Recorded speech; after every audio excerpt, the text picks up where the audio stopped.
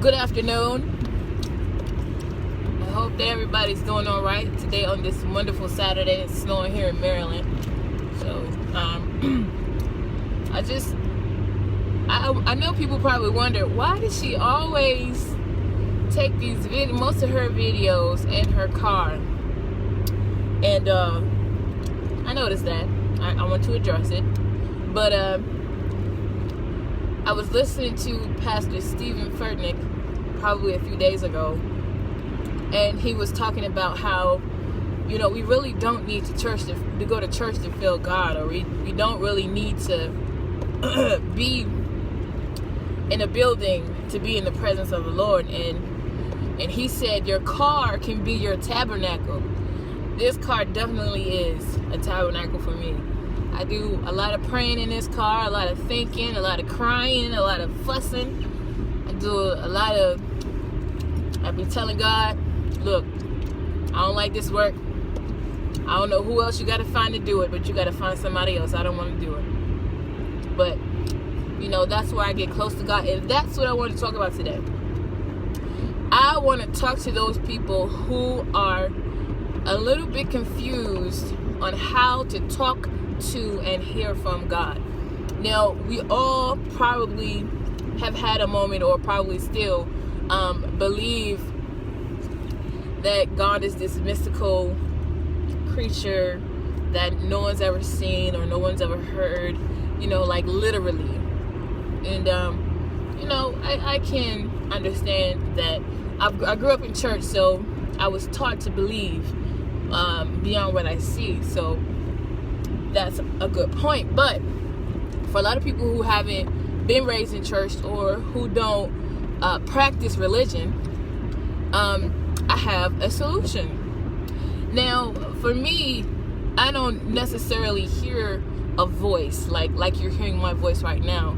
A lot of the time I will pray, I will talk to God on my own, and I'll hear my words, I'll hear what I'm saying to God, and God always responds in action.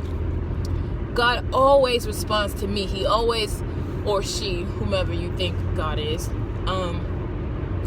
has always responded to me in action. So if I'm like, God, I feel really sad right now, I need your help, and something will happen, somebody will call me, someone will say something that will lift my spirits, or I will go somewhere and I'll be free, I'll be lifted.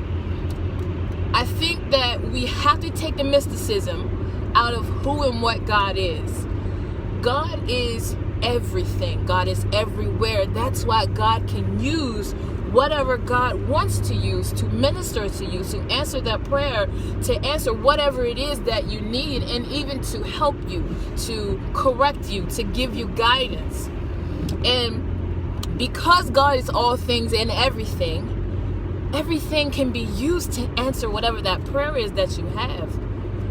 So when you get the time, when you get those moments that are free where you can have a conversation with God, number one, don't think you're crazy. Don't think you're talking to yourself, because God is always with you. God is always there. God is in everything. God is all things.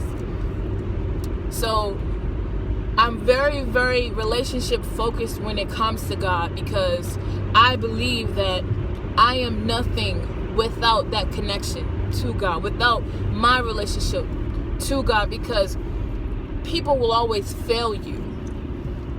It just never ceases to amaze me how much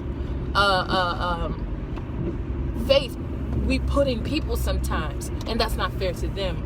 It's not fair to the human condition in every person that incorporates imperfection and the guarantee that everyone will hurt you at some point, and that's okay. It all depends on what you do with what is given to you. That's why God is so important to have close to your heart, and for you to be aware that God is there. That's all that prayer does. Prayer increases your awareness that God is there. Prayer increases your ability to see what God does when you ask for something to be done in your life. Prayer connects that part of you that knew God before you were even born. So if God had a relationship with us before we were born, if he knew us, because relationship is very important to understand in the way that God knew us. He related to us. He spoke to us. We had a connection and a commitment spiritually to God before we were even here. You don't have to be a doctor. You don't have to be a reverend or a bishop or a minister to pray to God. God is waiting for you to ask what it is that you want. And God is waiting for you to release those prayers to him so he can prove that he loves you, so that he can prove that he needs you to need him. Because what is a God that loves a people without the people to love?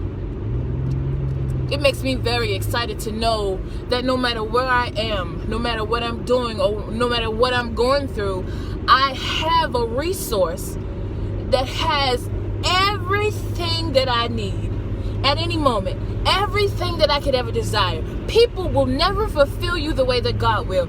And a lot of things, point towards the religions in this world. Like, God is the religion. God is the manifestation, or the religion is the manifestation of God when it is actually not. God is your friend. God is your peace. God is your corrector. God is your love. And when you start to experience that from God, then you will see things differently. You will interpret things differently. You will be able to handle stress in a different way, because what do I have to worry about if the creator of the universe has my back and my best interest at heart? So a relationship with God is very important. It's nothing spooky or nothing deep.